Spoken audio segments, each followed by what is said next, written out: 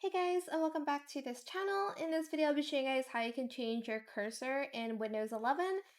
So you can download your cursor file first.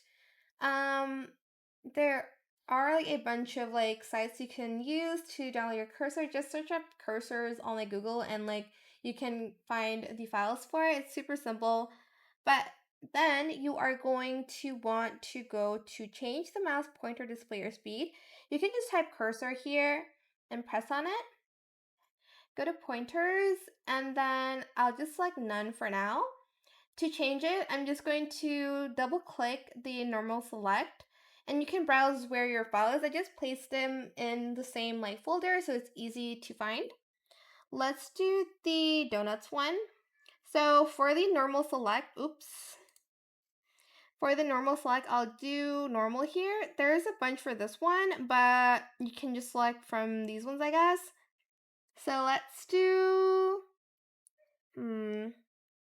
just I don't know why it's named this way, but I feel like it's just this one. And then help select. Let's do this. And then you do have to select it one by one. So just be patient.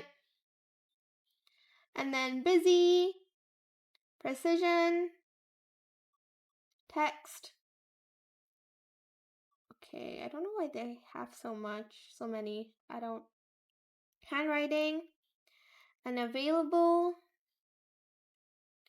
vertical resize, horizontal resize, diagonal resize, 1 and 2, move. Okay, this is alternate select, move.